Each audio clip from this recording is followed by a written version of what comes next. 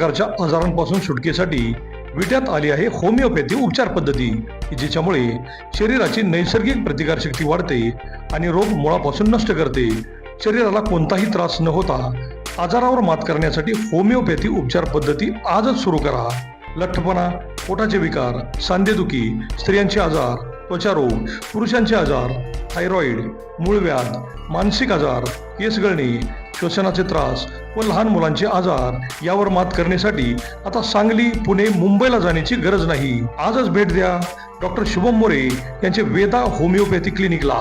आमचा पत्ता doctor Shubham S More, जिवाळा बिल्डिंग, तळमजला, गाळा नंबर 1, खानापूर रोड, विटा, तालुका खानापूर, जिल्हा सांगली. संपर्क 95 61 65 18 19 82 089 15 813. नमस्कार, प्राईम न्यूजमध्ये आपल्या सर्वांचं स्वागत.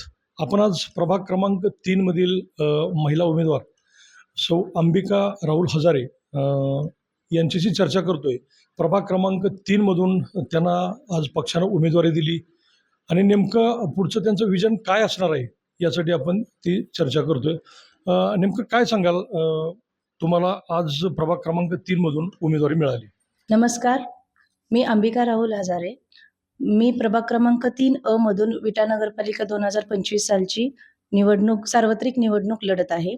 माझे शिक्षण BCom झाले आहे, शिवाजी विद्यापीठमधून BCom हे झाले आहे आणि मी सध्या स्वराज यंगस्टर्स नवरात्र महिला मंडळ व नवदुर्गा फाउंडेशन यांचे संस्थापिका अध्यक्षा म्हणून मी काम करत आहे. आणि यावर्षीच 2025 साली मला पार्टीकडून सांगली जिल्हा ग्रामीण उपाध्यक्ष हे पद मिळालेले आहे. त्याबद्दल मी सर्वांचं म्हणजे पार्टीच्या आधी धन्यवाद मानते. आता नेमकं काय सांगाल की तुमची उमेदवारी आज तुम्ही प्रभाग क्रमांक 3 मधून महिला उमेदवार म्हणून निवडणूक मैदानात उतरलाय.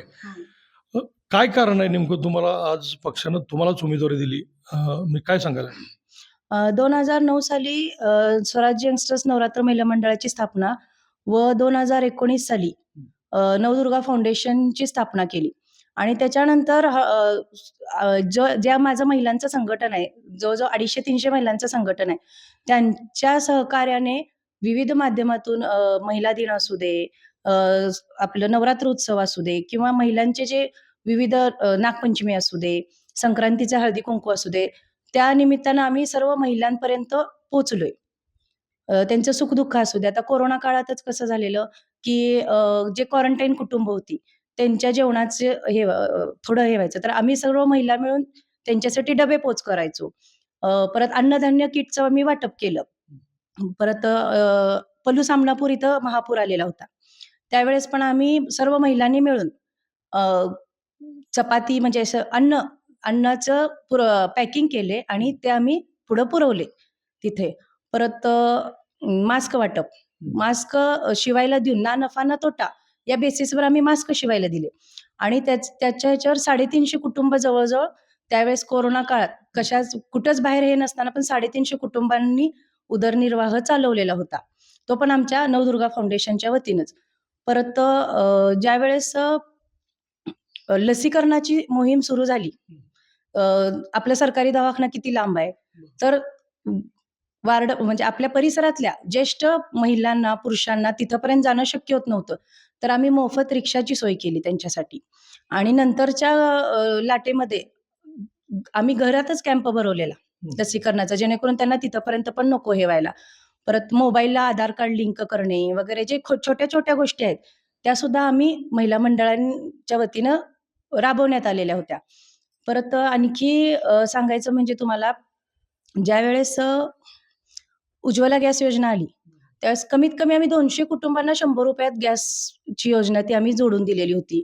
परत लाडकी बहीण योजना, ते पण जवळजवळ 250-300 आम्ही महिलांचे लाडकी बहीण योजनेचे काम हे केलेले आहे.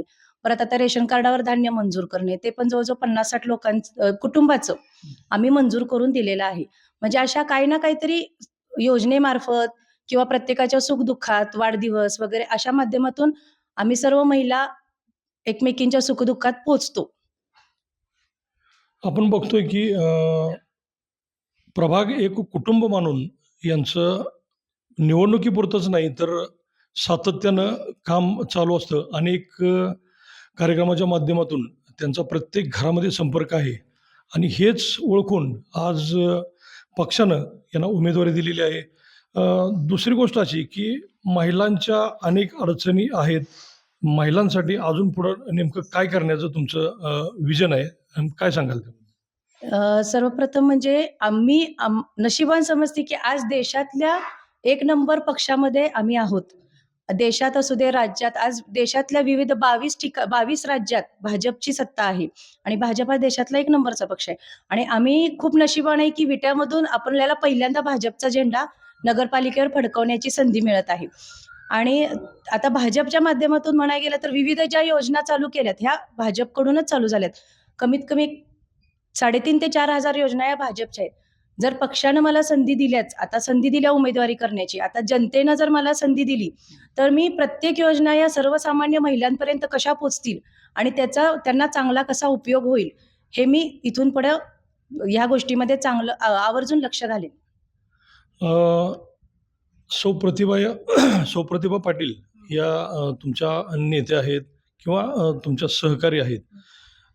त्यांचा आणि तुमचा कसं संबंध आहेत आणि तुम्हाला आज अनेक विकास कामांमध्ये त्यांची काही मदत होते का? पाटील कुटुंबियाशी हे आमचे एकदम घरगुती संबंध आहेत आणि ज्या आजपर्यंत आम्ही योजना राबवल्या किंवा नवरात्र मंडळ असू दे, प्रत्येक कामात आम्हाला आधी त्यांच्याकडून सपोर्ट आलाय आणि तेच कामं मग आम्ही पुढे लोकांपर्यंत पोहोचवू शकलोय. आणि असं माझ्याशीच असं नाही, आमच्या प्रभागातील प्रत्येक महिलेशी त्यांचं एका मैत्रिणीसारखं नातं आहे आणि तसंच दादाही आहेत आणि भाऊंचाही आम्ही त्यांच्याकडे एक वडीलधारे कुटुंब प्रमुख म्हणून आम्ही सदाभाऊंकडे आम्ही बघत असतो. आपण बघतोय की आज राजकीय क्षेत्रामध्ये विरोधकांच्यात असेल किंवा प्रत्येक पक्षामध्ये महिलांचं संघटन हे खूप महत्त्वाचं मानलं जातं आणि विरोधकांचं संघटन मजबूत असताना पाटील गटाचं महिला संघटन मला वाटतं विटा नगरपालिका क्षेत्रामध्ये सौ अंबिकाबाई हजारे यांनी एक अतिशय मजबूत केलेलं आहे. नेमकं कसं गणित जुळलं तुम्हाला की महिलांचं एवढं मोठं संघटन तुम्ही केलं? म्हणजे आधी कसं असायचं की महिला फक्त चूल आणि मूल एवढंच बघायच्या. त्यांना कधी त्यांच्या हक्काचं व्यासपीठ किंवा बाहेर जाऊन एखादं काय वेगळं हे करण्याची त्यांना संधी मिळायची नाही. असं कुठंतरी आमच्या सगळ्या मैत्रिणींना वाटायचं की आपण महिलांना बाहेर पडण्याची संधी देऊया, आपल्या माध्यमातून काहीतरी त्यांच्यासाठी करता येतंय का बघूया. प्रतिभा वहिनींनी पण आम्हाला त्या गोष्टीला सपोर्ट केला की आपण. आणि ज्यावेळेस प्रतिभा वहिनी पहिल्यांदा नगराध्यक्ष झाल्या त्यावेळेसच विट्यातल्या महिलांना शक्यतो वाव मिळायला लागला. हे असं आम्हाला वैयक्तिक वाटतं की चूल मूल न करता महिला सगळ्या बाहेर पडल्या. व्यासपीठ हक्काचं मिळाल्यामुळं काही ना काहीतरी योजना असू देत किंवा आता महिला दिनाच्या निमित्तानं आम्ही कार्यक्रम घेतो, महिला उत्स्फूर्तपणे त्यात सहभागी घेतात आणि खूप चांगल्या प्रकारे त्यांचं आम्हाला सहकार्य मिळतं. प्रभागामधील कुठल्या कुठल्या भागामध्ये आता तुमचा संपर्क आहे आणि आतापर्यंत भेटल्यानंतर तुम्हाला तिथं कसा रिस्पॉन्स मिळाला आहे मतदारांच्याकडून?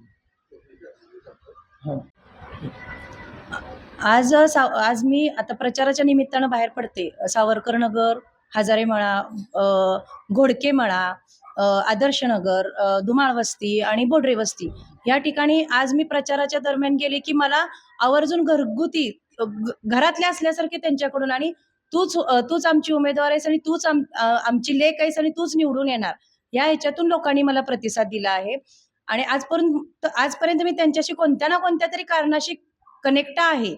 त्यांच्या म्हणण्यातनं असं येतं की तू काय फक्त उमेदवारीपुरतं किंवा निवडणुकीपुरतं तू आमच्यापर्यंत आली नाहीस, तर तू पहिल्यापासून आमच्याशी कनेक्ट आहेस. आणि ह्याच्या पुढे मी आता माझे दुसरे उमेदवार संजय काका सपकाळ प्रभाग क्रमांक ब मधून ते उमेदवारी करत आहेत. तर त्यांचे पण तसेच घरगुती संबंध हे हनुमंतनगर व मंडले वस्तीवर आहेत. तर त्यांच्याच पावलावर पाऊल टाकून मी तिथेही घरगुती संबंध निर्माण करेन व सर्व महिलांच्या सुखदुःखात मी कायम उभे राहीन. प्रभाग क्रमांक 3 मधील विरोधक असा प्रचार करतायत की विजय नक्की आमचाच आहे. नेमकं याबद्दल काय सांगाल? विरोधक काय प्रचार करतात हा त्यांच्या प्रचाराचा भाग आहे, पण माझी जी उमेदवारी आहे ती जनतेच्या मागणीतून, त्यांच्या प्रेमापोटी व त्यांच्या विश्वासापोटी मला मिळालेली आहे. आणि येत्या 2 तारखेला प्रभाग क्रमांक 3 मधून अंबिका राहुल हजारे, प्रभाग क्रमांक 3 मधून संजय काका सपकाळ व नगराध्यक्षपदी प्रतिभा नानी अविनाश चोते या तिन्ही उमेदवारांना व आमच्या सर्व उमेदवारांना येत्या 2 तारखेला कमळ या चिन्हा समोरील बटन दाबून प्रचंड बहुमताने विजयी करा. धन्यवाद.